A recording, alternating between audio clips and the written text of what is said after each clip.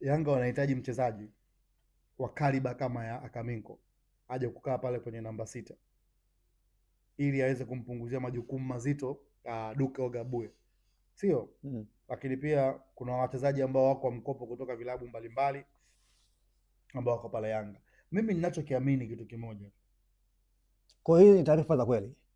Of course nimezisikia pia, na Akaminko ana uwezo binafsi anao, na ameprove odds nyingi kwa nafasi anayocheza. Ana uwezo wa kutoa kitu cha ziada, hilo tunalifahamu, lakini haitakuwa rahisi wao kumpata kama Azam hawajapata substitute yake, sababu miongoni mwa watu ambao Azam wanawategemea pia ni Akaminko. Kwa kama wakifika sehemu wakamkosa Akaminko, then kuna maisha mengine yataendelea na kuna vitu lazima viendelee nje ya hapo. Kwa hiyo binafsi mimi niseme Yanga wana nafasi kubwa sana kama wakidhamiria kweli, kwa sababu pia kama kuna tetesi nyingine ambazo nimezisikia, inawezekana pia Faisal Salum Feitoto akaenda Simba msimu huu unaokuja, sio? Pamoja na huyu Shilalwile akaenda kusimama kama striker pale Simba. Hizo ni baadhi ya habari ambazo ziko na nazifanyia uchunguzi pia ili kuweza kupata uhakika wa asilimia zote, ambaye Azam na Faisal aliongeza mkataba wa mwaka mmoja. Kwa hiyo kuvunja mkataba, lakini bado ana mkataba wa mwaka mmoja. Yes, kuvunja mkataba wa mwaka mmoja sio kazi kubwa sana, kitu ambacho kinawezekana kwa klabu zote mbili kubwa, Simba na Yanga wanaweza kufanya hivyo. Kwa hiyo ni namna gani ambavyo wao wanataka kufanya, namna gani ambavyo wao wanataka kuishi na mchezaji, lakini Akaminko bado ni chaguo zuri na sahihi kwa klabu ya Yanga kwa sababu nafasi ipo ya yeye kucheza. Yanga bado anapata shida sana toka ametoka Khalid Aucho kwenye eneo la namba 6. Ndio mara nyingi Yanga inapata changamoto hapo, lakini wana uwezo wa kufanya hivyo na wana timu bora wanaweza wakafanya hivyo. Yanga hii mbovu ambao tunaisema ni mbovu, hao wote unaoona wazuri, hakuna hata mmoja ambaye amechukua pointi kwake. Kwa kiuhalisia, James Akaminko ni miongoni mwa wachezaji ambao wanahusishwa na Young Africans, lakini mbali na James Akaminko pia Yanga wanahusishwa na mchezaji Suleiman Fofana kutoka pale ASEC. Yanga wamekuwa na urafiki mzuri sana na ASEC Mimosas, lakini pia kitu kingine Yanga Engineer Harris amekuwa akimhusudu sana mwalimu yule wa ASEC Mimosas ambaye amekuwa akiwasaidia kwenye kukuza vipaji, na hicho ndio kitu ambacho mara nyingi kinawafanya wao kama wao waendelee kuona kwamba wanafanya kitu kilicho bora zaidi. Kwa hiyo kwa ASEC Mimosas Suleiman Fofana Yanga wanamhitaji pia na wameshaonyesha nia ya kufanya hivyo. Simba nao pia walikuwa wanamhitaji, lakini pia Akaminko Yanga wanamhitaji na wameshaonyesha nia ya kufanya hivyo. Lakini pia kuna baadhi ya wachezaji huyu mwenyewe Kamurgisha pia Yanga walikuwa wanamhitaji. Kwa hiyo unaweza kuona hizi timu mbili kubwa za Kariakoo zimeanza kujiimarisha mapema kwa sababu anajua msimu unaokuja hawataki kuwa na mambo mengi sana mwanzo, wakati msimu ukiisha watu waende pre-season, wakirudi maisha mengine yaendelee. Yanga na Simba msimu huu unaokuja naamini watafanya vizuri sana kimataifa kwa sababu wote wanajiimarisha vizuri katika pande zote mbili, lakini wasiwasi wangu tu ni kwa hawa ambao wanatumia njia ya mlango wa nyuma ili kuweza kujitengenezea brand kwa hawa ambao wanawasimamia. Kwa hiyo kwangu mimi bado nafasi ipo kwa klabu ya Simba, nafasi ipo kwa klabu ya Yanga. Kwa James Akaminko, na nadhani Yanga si mara ya kwanza kuhitaji wachezaji pale Azam. Walimchukua Prince Dube, lakini pia walikuwa nahusishwa na Sila ambaye Jibril Sila ambaye lakini hata alivyokuwa huru Yanga hawakumchukua kwa sababu waliamini wanaweza wakapata kitu kilicho bora zaidi. Kwa hiyo mimi niombe, mimi ni mtu wa mpira sana, natamani injinia arudi katika ukatili wake. Ni ukatili gani? Ukatili wa kufanya maamuzi magumu ya kuwapata wachezaji. Unajua hii Yanga inayopata wakati mgumu sasa hivi ni kwa sababu tu injinia ameamua kufanya mambo kiprofessional, kwa maana ya kusema hebu mwalimu, tumekuamini, hebu tupe signing zako. Wewe unaamini kwamba usajili umefanywa na mwalimu sio na engineer? Of course mimi naamini appointment zote amezifanya mwalimu. Mwalimu ndo kamuita Depu, mwalimu ndo kamuita Buba, mwalimu ndo kamuita Okelo. Mimi ninaamini hayo. Ninaamini kwa sababu unajua ninapozungumza Pedro ndo kamuita Okelo. ninapozungumza kilichofanyika kwa Okello, mwalimu wakati amefika alipewa, tuna wachezaji hawa lakini tulikuwa tumemscout huyu na huyu, hebu tuambie tunaenda vipi? Akasema kwa striking force yenu ambayo nimeiona, nahitaji mtu mmoja anaitwa Dep kutoka Angola. Engineer Harris akapambana naye, na mhitaji mtu anaitwa Buba, kama unakumbuka signing yake kwa dakika za mwisho kabisa. Mimi huaga siamini kwamba wachezaji wote waliofika Yanga wamefeli, kwa sababu hawa ambao tunasema wamefeli wakiwemo wakina Musa Balakonte. Musa Balakonte huko Raja Casablanca toka amefika mpaka tunavyozungumza mimi na wewe leo anaanza dakika 90 na hatokei benchi. Sasa si yupo na yule kocha ambaye amekuwa akimhitaji, kwa sababu kwa mujibu wa taarifa kocha Fadlu ambaye ndio amekuwa akimhitaji. Fadlu alimhitaji Musa Balakonte toka akiwa Simba. Ni ukatili wa Engineer Harris uliomfanya Musa Balakonte akaenda Jangwani na sio Msimbazi. Kwa hiyo kifanya wao wakatafuta Kante wakatupumbaza hapo. Iko hivi, huyu Fadlu mnayemuona leo anahusishwa pia na klabu ya Yanga. Miongoni mwa makocha ambao katika rada na scouting za Engineer Harris ni Fadlu Davis, na ni kwa sababu asilimia kubwa ya wachezaji ambao Fadlu alikuwa na point Engineer aliruka nao kama kipanga. Ndio maana nakwambiaje, ninatamani kuona ukatili wa Engineer Harris katika kufanya signing zake. Kwa tusishangae kuona Fadlu anahudumu pale Yanga, jambo la kawaida kabisa, kwa sababu Fadlu ameondoka Simba baada ya mahitaji yake kuto kukubaliwa. Ile ni mwalimu mzuri, mimi na wewe tunalifahamu hilo. Fadlu alikuwa Simba, ile ya Fadlu ilikuwa one of the best club, ndio maana mpaka finali.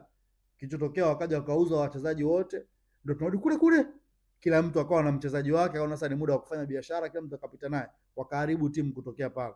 Mimi ninachokijua, Engineer Harris akaamua kusimama katika ule ukatili wake wa mpira, sio ukatili wa roho ama ukatili wa maana mbaya, ukatili wake ule wa kusema kwamba ninamtaka mchezaji fulani, namsafiria, ninamfuata, ninakwenda kumaliza, hata kwa kuzungumza na mzazi wake kama Stefano Azizi Ki Mwamba wa Wagadugu.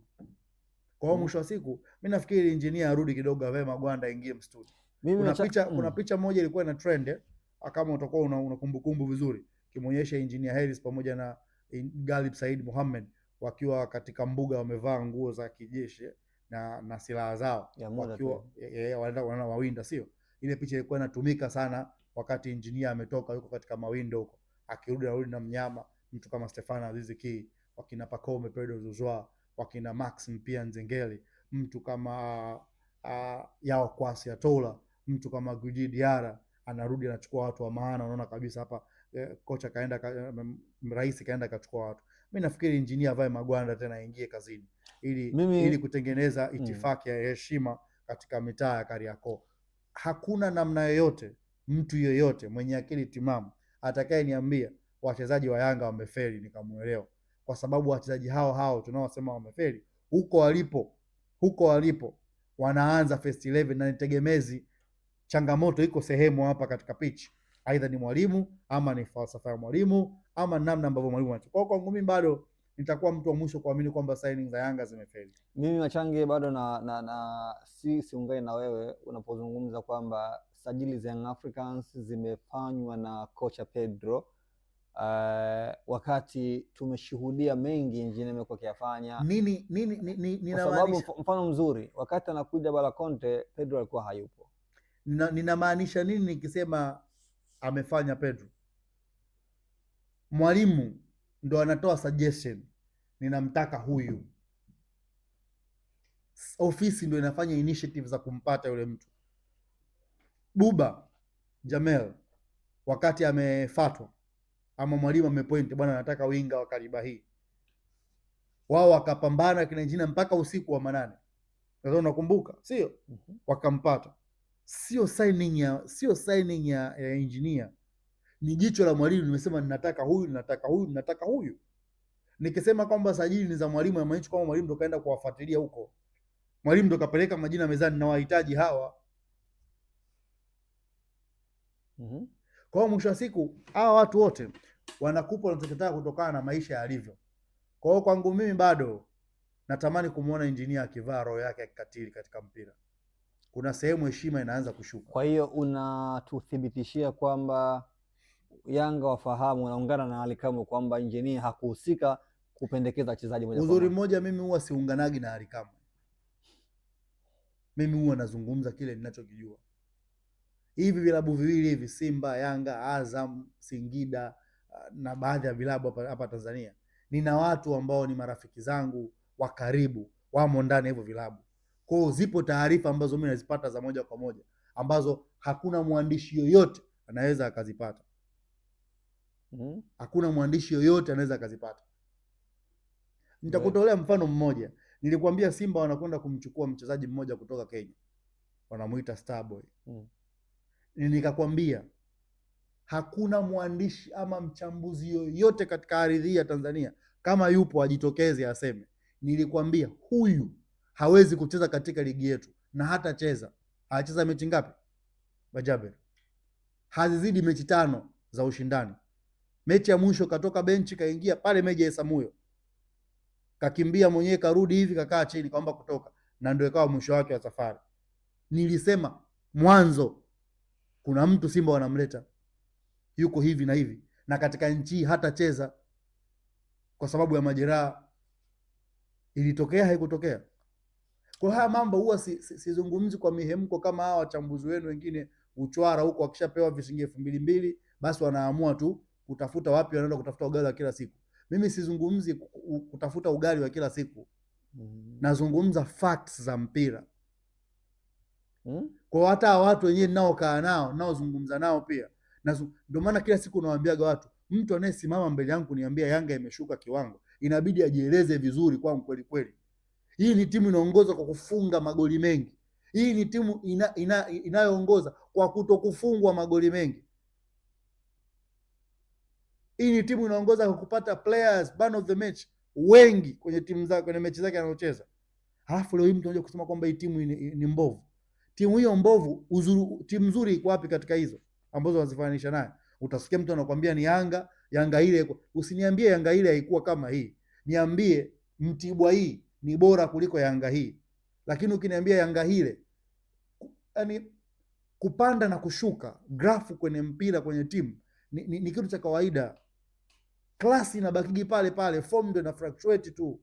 Kwa klasi ya Yanga iko pale pale, fomu yake ndio inapanda na kushuka. Haiwezekani katika siku 21 timu ikacheza mechi 7. Hakuna timu inafanya hivyo duniani. Hakuna. Na kati kuna mwingine huku anacheza Jumatatu, atapumzika Jumatatu, mtakutana naye Jumatatu ijayo, hana mashindano yote. Mimi nakupa mfano ulio hai. Simba kwa mfano, hana mashindano yote ya kimataifa. Hana sehemu yote anashindana mashindano yote yanayotambulika na CAF. Kwa nini na viporo? Mechi ya toa kiporo cha nini TRA. Hivyo vingine viporo ni vya nini? Kwa ajili ya nini? Bwana na mechi ngapi za viporo? Simba na viporo mechi 3. Hebu niambie viporo ni vya nini? Amevipata kwa ajili ya nini? Anashiriki mashindano gani makubwa ya kimataifa yanayomfanya asicheze? Ndio tunarudi pale pale. Kuna namna watu wanazungusha mambo ili mambo yakae katika mkao wao. Mtu hana mashindano yote ya kimataifa. Ni CRDB, CRDB, akitoka CRDB ligi kuu. Haya, hayo mbona acheze? Anasubiri nini muda wote? Mtu anayecheza Jumamosi na anacheza Jumapili kiutaratibu, nani anatakiwa kucheza kwanza kucheza? Mfano mzuri hayo mazungumza ile mechi dhidi ya TRA kwamba achana mechi ile ya TRA ambayo ilisimamishwa kutokana na mazingira vilitokana wakati Simba anashiriki michuano ya kimataifa. Hapana. Yanga alikuwa anashiriki mashindano ya kimataifa. Mbona hana kiporo? Alikuwa na kiporo naye. Yanga hana kiporo hata kimoja. Si kwa sasa. Lakini alikuwa na kiporo. Wakati Yanga anacheza viporo vyake, wao walikuwa wapi? Alikuwa anashiriki mashindano gani? Ndondo kapo. Yaani inategemea na ratiba yule ambaye anakwenda kukutana naye. Hakuna ratiba utakaoniambia nitakuelewa. Kuna namna watu wanapika tu mambo yao kwa favor vitu vyao ili maisha yakae katika mfumo unaotaka wao. Wangekuwa wanashiriki vyovyote vile utakavyoiwekwa, iko sawa, vyovyote vile utakavyoiweka itakaa vizuri tu. Lakini hata katika hivyo viporo vyote, bado akishinda viporo vyake vyote, bado Yanga anakuwa na pointi 1 ya ziada mkononi. Kwa nini unavinasaba na Yanga? Nani mimi? Kuna timu moja inaitwa Polisi. Iko pale Moshi. Hiyo ndio timu yangu. Hiyo ndio timu yangu. Mimi napenda mpira mzuri.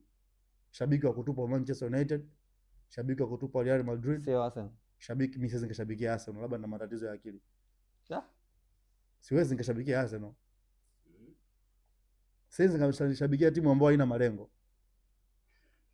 Timu ambayo wanaitwa national team wanasingizia wanaumwa ili wasiende kutumikia mataifa yao kwa ajili ya kuja kugombania EPL. Alafu kwa masikitiko makubwa niwaambie tu leo wa Tanzania na watu duniani wanaikosa EPL yenyewe. Arsenal wanabakisha mechi 7. Kwa sababu unauliza sasa nikwambie kwa sababu sinazungumza mpira, wanabakisha mechi 7. Katika mechi 7 za Arsenal, chukua kuna mechi 2 Arsenal watapoteza. Hizo ni pointi 6. Alafu anakutana Manchester City. Hii ambayo juzi imempiga mpira mpaka mwenyewe anachanganyikiwa. Jumlisha na majeraha aliyopata haya ya watu wake aliokuwa nao na hao ambao wamedanganya. Mungu si Asumani, watayapata kweli sababu si wanayaombea. Bwana, shukrani sana. Najua nimegusa Arsenal, kwa lazima ubadilishe mawazo. Usisahau kusubscribe kwenye YouTube Mwandike Digital.